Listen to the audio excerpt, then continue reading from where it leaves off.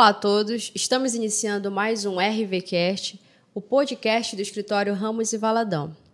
E hoje a nossa temática é sobre autismo, em atenção ao Dia da Conscientização do Autismo, que foi celebrado no dia 2, e esse dia ele foi declarado pela ONU como o Dia Mundial da Conscientização para nos lembrar a sociedade de se conscientizar sobre o autismo. E hoje nós estamos aqui com duas convidadas especiais, que é a doutora Jaqueline Carvalho e Hannah Santiago. A doutora Jaqueline ela é terapeuta ocupacional pela UFPA e possui certificação internacional em integração sensorial pela CLASSE. E a Hannah Santiago, ela é advogada, mãe do Vitor, que é autista, é presidente da Comissão de Defesa dos Direitos da Pessoa com Deficiência da OAB de Castanhal. E, além de ser pós-graduada em Direito Civil e Empresarial, ela também é pós-graduanda em Inclusão e Direitos da Pessoa com Deficiência pela CBI of Miami e Centro Universitário Celso Lisboa. E, para darmos início, gostaria de perguntar, doutora Jaque, o que é autismo e qual a prevalência hoje na sociedade? Olá, obrigada pelo convite, é um prazer estar aqui.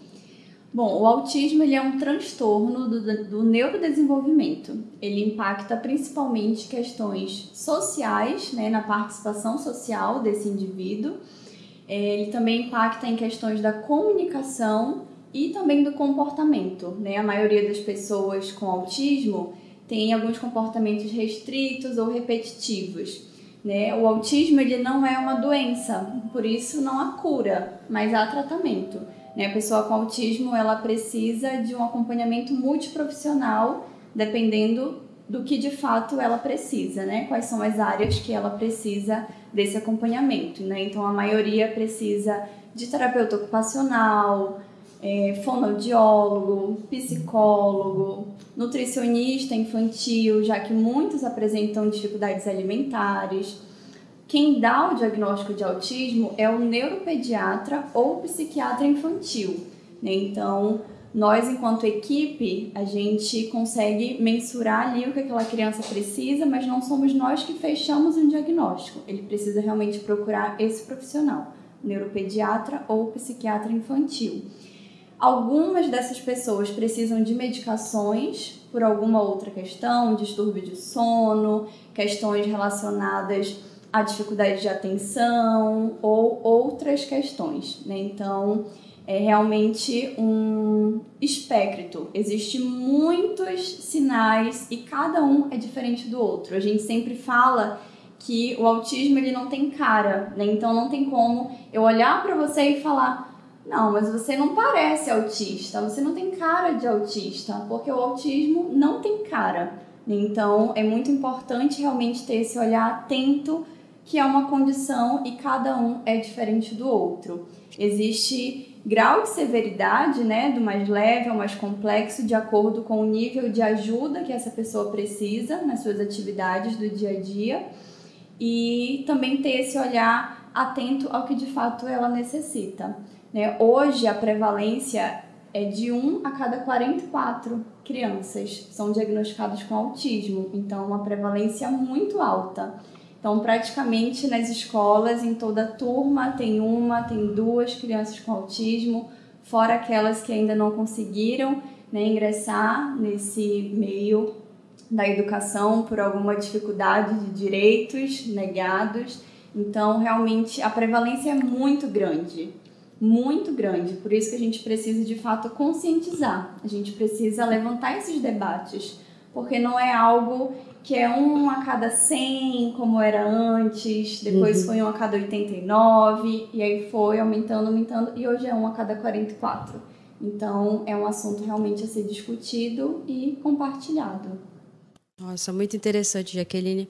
E Hannah, você que é mãe, eu achei interessante que quando ela enviou a qualificação, o primeiro tópico é mãe do Vitor, que é um autista. E para você, Hannah, como foi receber esse diagnóstico do Vitor? Boa tarde a todos. Boa tarde, Hannah. Eu agradeço muito o convite de estar aqui compartilhando com vocês sobre autismo, que é um tema muito caro para mim. O diagnóstico de autismo, ele veio para impactar a nossa vida, a minha vida, a vida da minha família inteira. Alguns se descobriram autistas depois do diagnóstico do Vitor, e eu acredito que a parte difícil é ter que lidar com o preconceito, a discriminação e tentar entender esse universo, né, de coisas que ele precisa, desse aparato todo que ele precisa, porque junto com o autismo vieram algumas comorbidades, né, que é o distúrbio de sono, distúrbio alimentar. Então, foi um impacto enorme.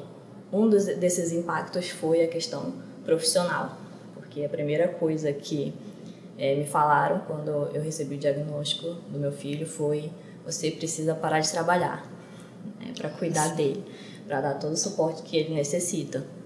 Então, são anos de estudo, de tentativa de passar no exame da ordem, e aí começar um trabalho e ter que parar. E realmente, no início, eu precisei parar. A gente tem que tentar conciliar o trabalho com os cuidados que ele precisa, porque ele precisa, além da terapia com os profissionais, ele precisa também de terapia domiciliar.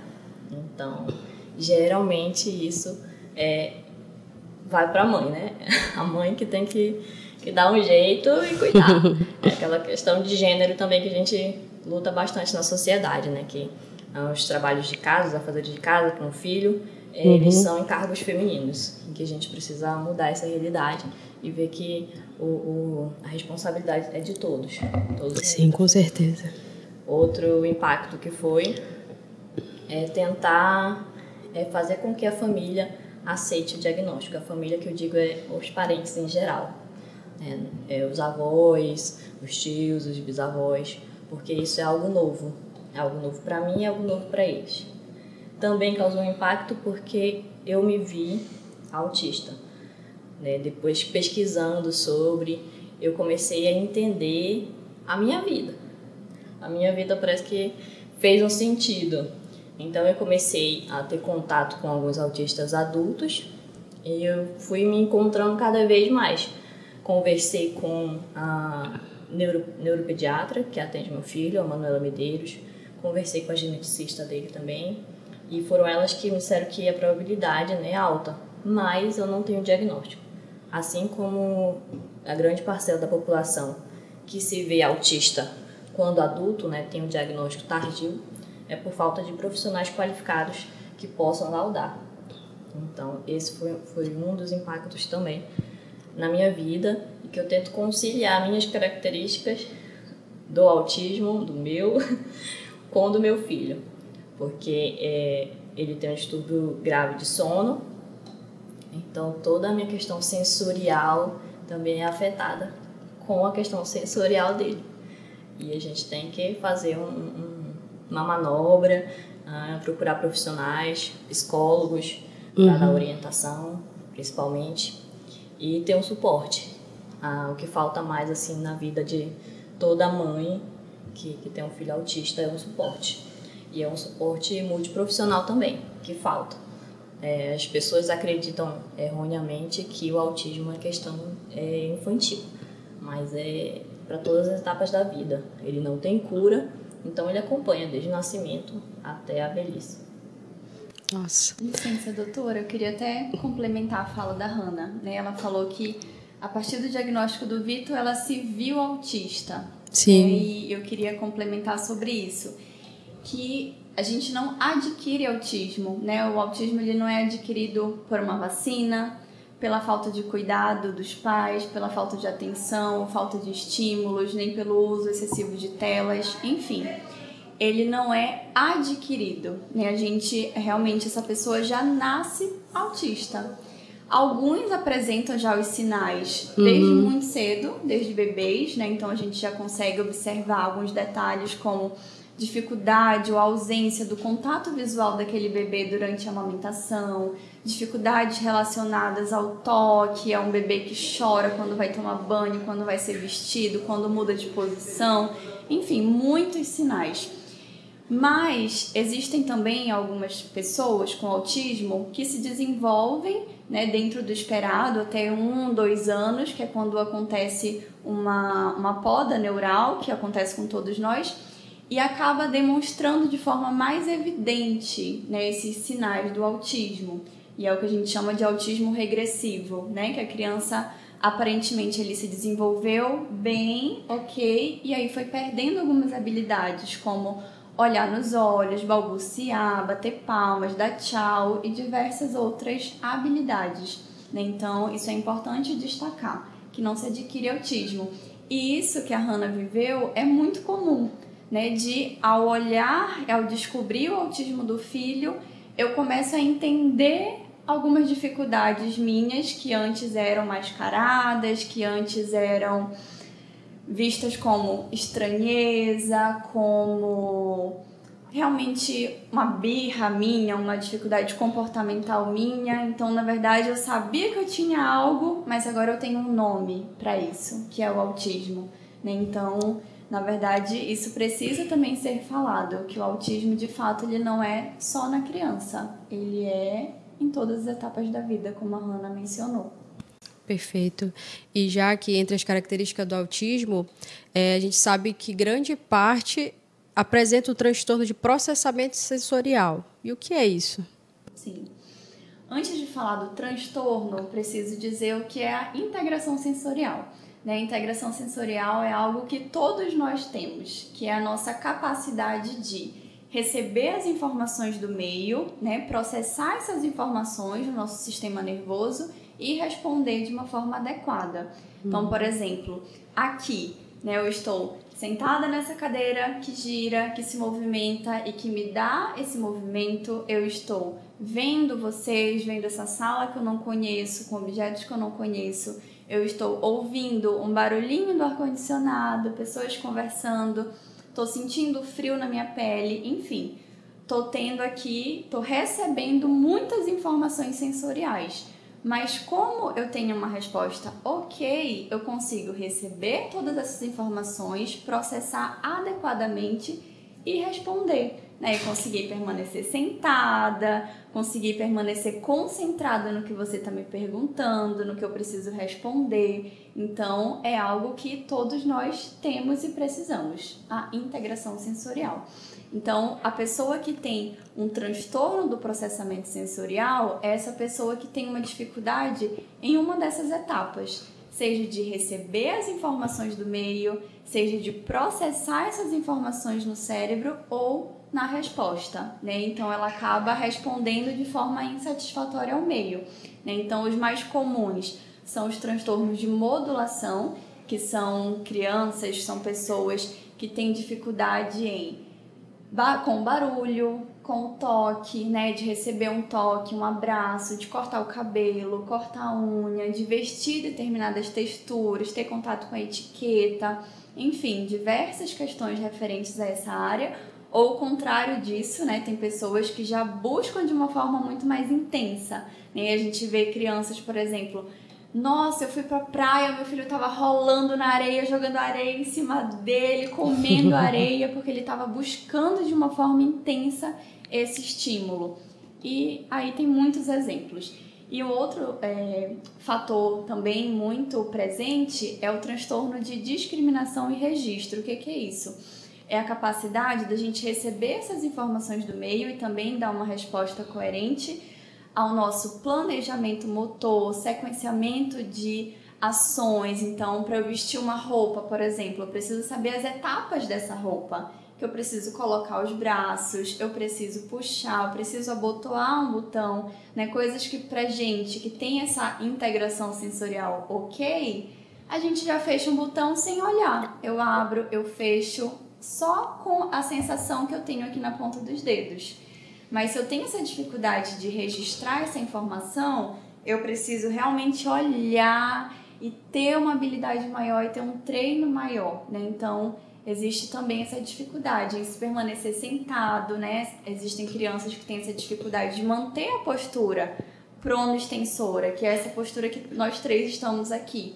né, de se manter sentada, pegar adequadamente o lápis, então ela não consegue graduar a força, por exemplo, para pegar um lápis e aí escreve muito forte, rasga o papel, ou escreve tão fraco que não dá para ler, ou dificuldade em reconhecer esse objeto, se essa taça de vidro eu tenho que pegar com delicadeza ou com muita força, enfim, é realmente a capacidade de receber as informações do meio e usar de forma satisfatória.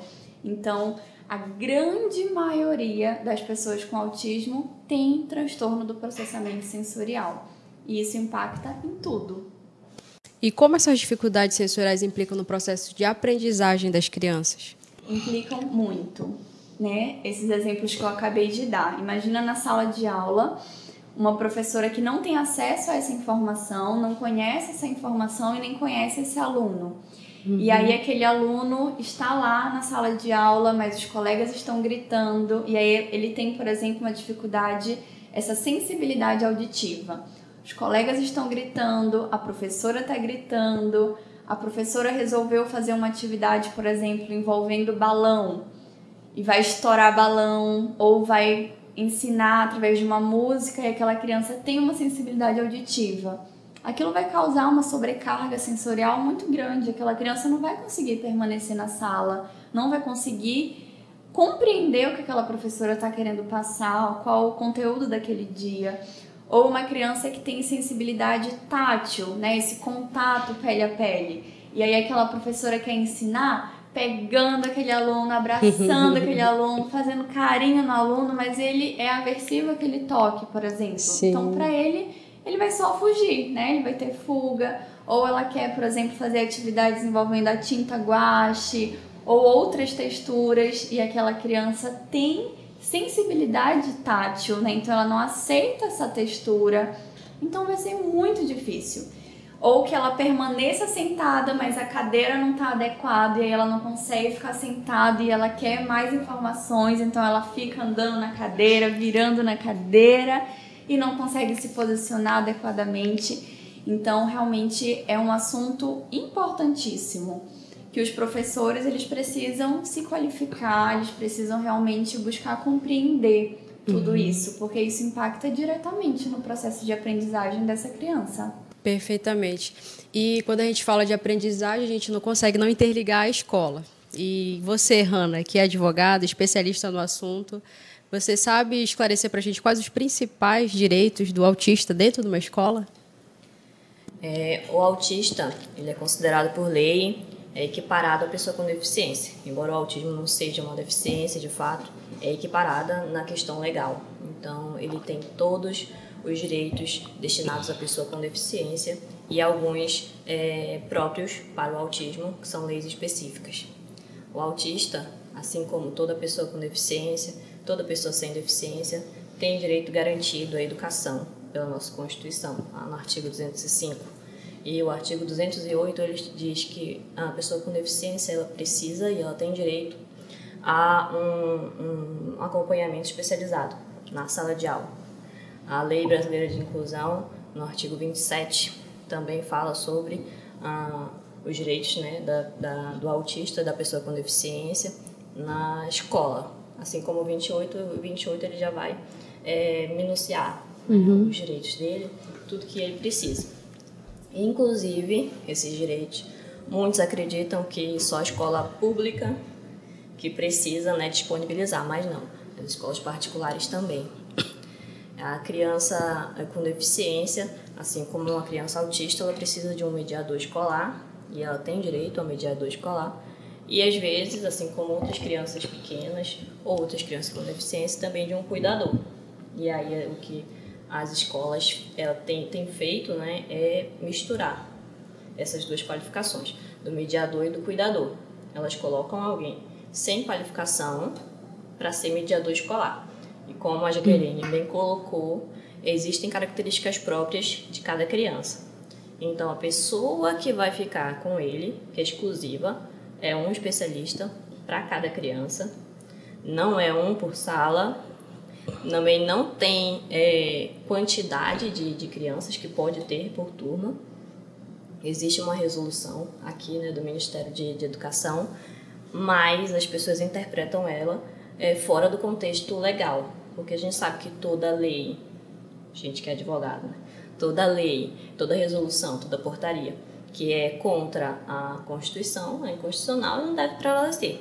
Então, se essa resolução ela disciplina que existe uma porcentagem de alunos com deficiência por turma, ou uma quantidade de pessoas com deficiência por turma, e isso afeta o direito daquela pessoa, daquela minoria, que é a última minoria praticamente a ter seus direitos reconhecidos, ter sido reconhecido como pessoa, é a pessoa com deficiência, então ela está negando um direito básico da pessoa. Sem educação, a pessoa não pode evoluir.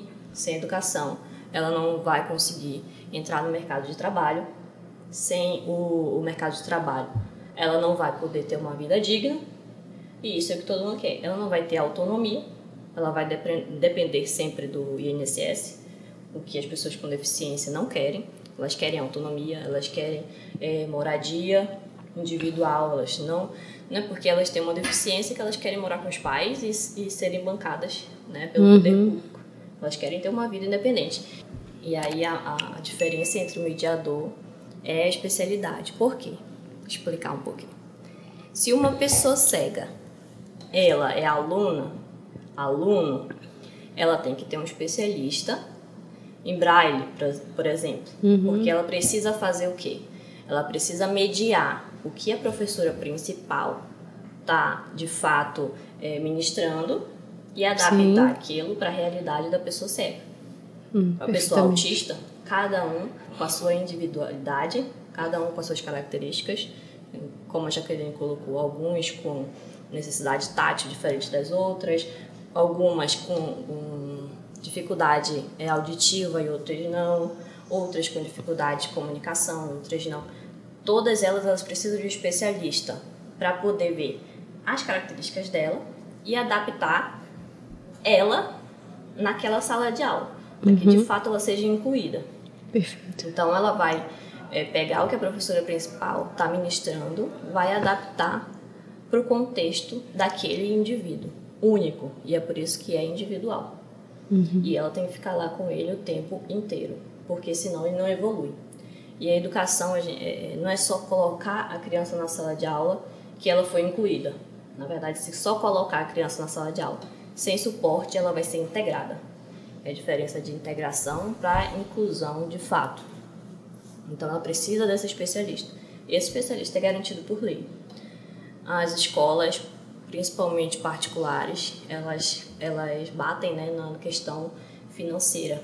Assim como os planos de saúde, também, né, tem essa questão de encargo financeiro, que não querem custear o tratamento que as crianças precisam, e justamente esse tratamento que é negado lá no plano de saúde, ou que não tem pelo poder público, pelo SUS, no caso, esse tratamento também ajudaria em sala de aula. Então, uma coisa liga a outra.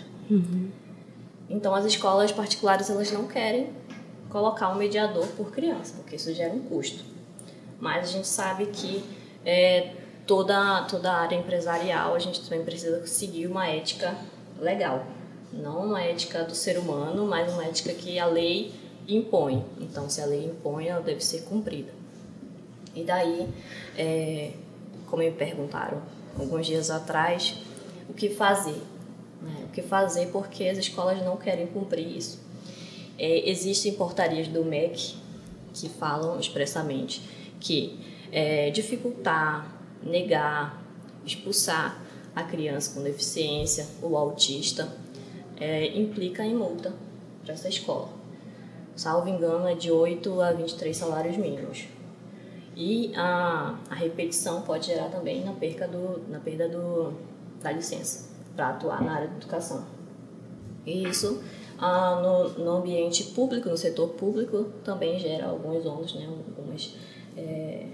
os processos administrativos para apurar a conduta de quem toma.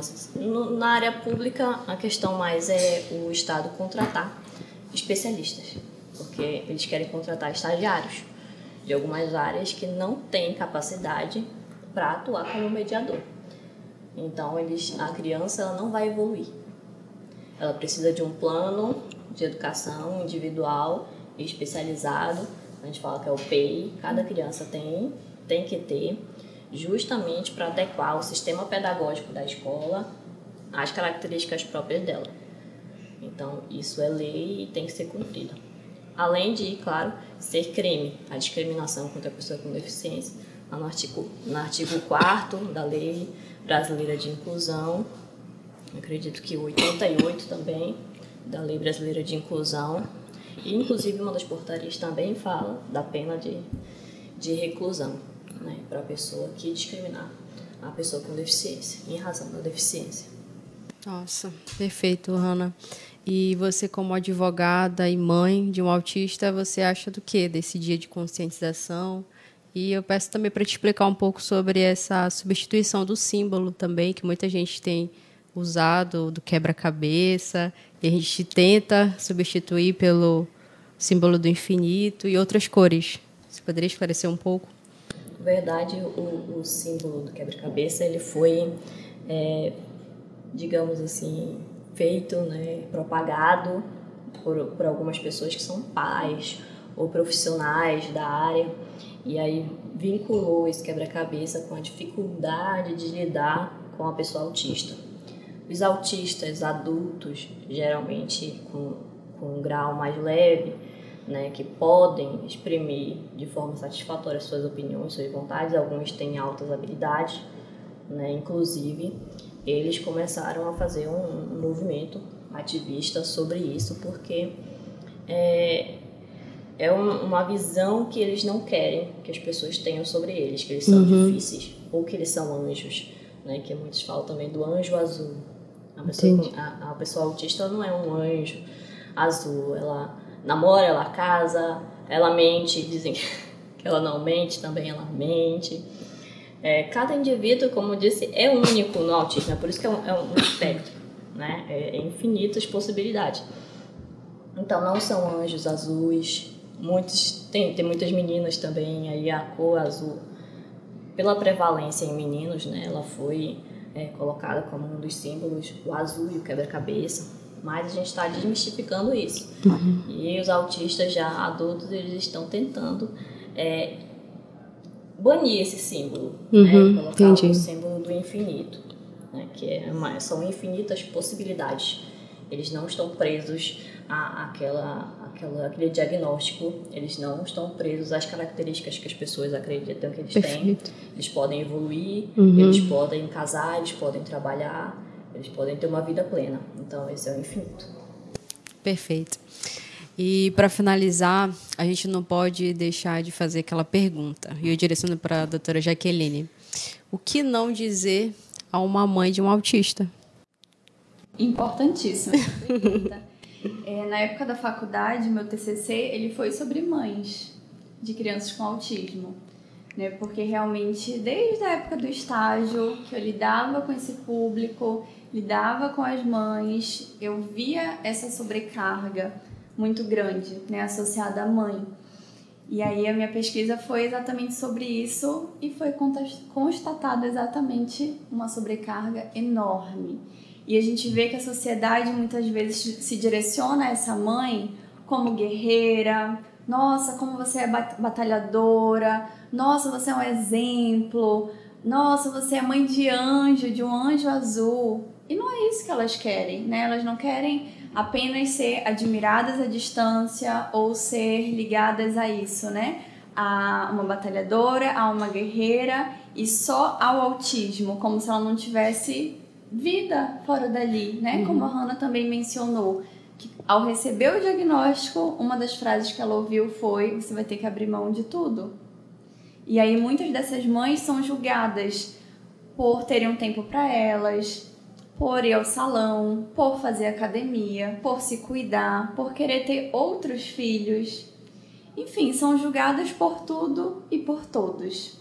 Então, o que eu posso falar para você que está nos ouvindo, nos assistindo é: essas mães, elas não querem apenas ser admiradas, elas querem direitos realmente, elas querem ser respeitadas e elas querem seus direitos garantidos.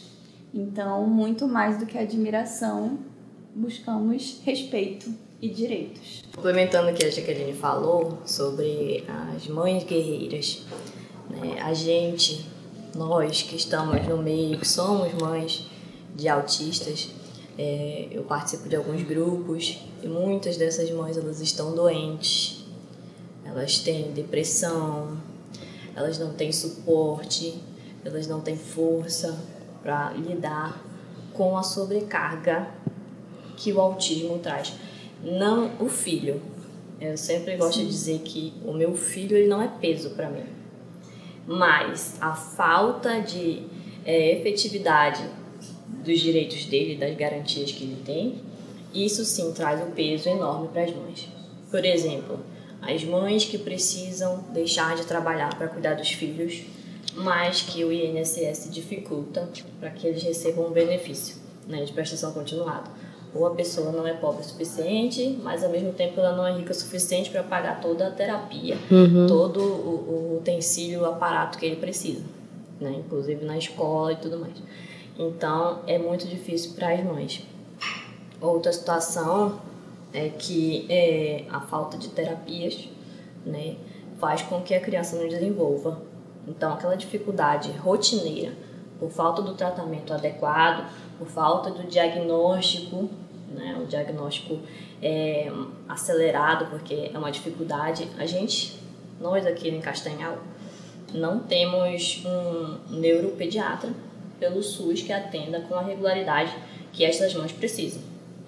Então, se elas não têm condições financeiras para pagar um profissional da área, que é um custo bem elevado, o filho ele fica sem o diagnóstico. Sem o diagnóstico, ele tem a recusa maior de ter os seus direitos garantidos, como terapia, como um mediador escolar e outras coisas, que ajuda muito essas mães, né, no dia a dia. A falta de mediador escolar, porque às vezes a mãe precisa parar de trabalhar para ir para a escola fazer esse papel de mediadora, porque não tem alguém que fique com os filhos. Então, aí, levar para terapia, às vezes elas têm que passar o dia inteiro na clínica com o filho, acompanhando o filho, e elas precisam parar de trabalhar, elas não têm facilidade, são demitidas, porque faltam com frequência. A maioria das pessoas com deficiência, incluindo os autistas, eles têm comorbidades associadas, né? Doenças associadas. O meu filho tem questão respiratória, então ele falta muito terapia, ele falta muito escola. Então quem é que vai ficar com ele, né? Se não tiver condições de pagar alguém para auxiliar em casa. Às vezes a mãe tem que fazer isso, ela tem que trabalhar para custear alguém para ficar em casa com o filho. E aí ela não tem vida, porque não sobra recurso financeiro para isso, né? Então são várias garantias legais que as mães não têm e por isso elas adoecem. O peso da falta de assistência, né, do poder público é que causa o adoecimento das mães, que causa a sobrecarga nesses pais, né? Nem só as mães, né? Tem os pais também. Porque embora a gente saiba que geralmente o peso fica para a mãe, mas também tem os pais. Tem pai que para de trabalhar também. Pai para de trabalhar para poder levar o filho para terapia. E aí a gente tem na questão privada um direito também, que é a redução de carga horária, mas que isso só funciona para quem é concursado, né? Quem trabalha no setor público. Porque se a gente for pedir, no caso os pais, para diminuir a carga horária de trabalho na empresa privada, os chefes, os empregadores, né, eles preferem demitir do que fazer isso, do que conciliar. Então, essa falta de entendimento geral, essa falta de inclusão, essa falta de políticas públicas eficientes, essas faltas de profissionais, isso tudo vai acarretando no adoecimento das mães, que muitas cometem suicídio. Nossa. Muitas cometem suicídio, assim como muitos autistas adultos, alguns sem o diagnóstico. Aí eles são diagnosticados com depressão, com fobia social, mas eles não são diagnosticados da forma correta. Então, o número de suicídio entre autistas adultos leves, né, considerado leves, é alto. E também crianças autistas sofrem muito acidente doméstico, porque algumas mães deixam criança por falta mesmo de rede de apoio. De rede de apoio. Elas não têm como fazer? Ou elas trabalham, deixam o filho só, ou eles vão morrer de fome. Então, tem muito que acontece acidente doméstico. Às vezes as mães estão exaustas e aí acontece algum acidente também, porque elas não têm. A família geralmente se afasta por não entender o que ela precisa. Afasta demais. Esse é um relato constante, né? As famílias, elas não têm essa compreensão. Então, o que a gente precisa, que eu sempre falo, é cursos de inclusão na sociedade, em todas as áreas. Cursos obrigatórios em faculdades, né? Em várias áreas também, porque os profissionais, eles precisam saber lidar com essas pessoas. E a gente precisa que essa realidade mude. É por isso que a gente tem esse dia, esse mês, que é tão importante, que a gente fala tanto, porque a gente realmente precisa que as coisas mudem para que, de fato, a pessoa autista seja incluída, seja garantia dos direitos dela, sobrecarga desses pais diminua. Sim, e a gente tenha uma sociedade, de fato, melhor. Perfeito, Hanna, Jaqueline. Foi muito esclarecedora a nossa conversa. E tenham a certeza de que a gente sai daqui mais consciente de como tratar uma pessoa autista, de como tratar uma mãe, um pai autista. E eu gostaria de agradecer a Hanna, a Jaqueline, que vieram aqui e dispuseram um pouco do tempo, parte do dia, para esclarecer. A você, ouvinte, também gostaria de agradecer que ficou com a gente até aqui. E antes de encerrar, eu gostaria de entregar uma pequena lembrança à doutora Jaqueline Carvalho, para sempre se recordar do nosso escritório. Muito obrigada pelo convite, pela oportunidade. Realmente, eu amo o que eu faço, amo falar sobre isso e amo o público que eu atendo, que é esse, né, que eu lido todos os dias. E realmente é uma honra para mim fazer parte desse momento. Obrigada. Essa honra toda é nossa, doutora. Doutora Hanna também, gostaria de entregar um brinde, uma lembrança do escritório e agradecer por estar aqui conosco. Muito obrigada. Esse momento aqui é muito importante para toda a sociedade, porque quanto mais pessoas, mais escritórios, mais empresas falarem sobre o tema, mais a gente vai conseguir que a inclusão seja, de fato, né, algo persistente e realidade. E eu queria agradecer imensamente.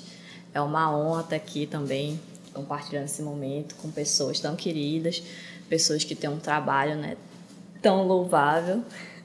Agradeço muito às terapeutas ocupacionais que lidam com tanto carinho com os nossos filhos. E eu queria dizer a todas as mães de autistas que nós estamos juntas, não desistam. Nós vamos lutar para a garantia de direitos, para que os nossos filhos sejam incluídos, eles sejam vistos como o que eles de fato são, que não são melhores nem piores que ninguém, mas são cidadãos que merecem uma vida digna e uma vida feliz. Muito obrigada. A gente que agradece, é uma honra ter vocês aqui.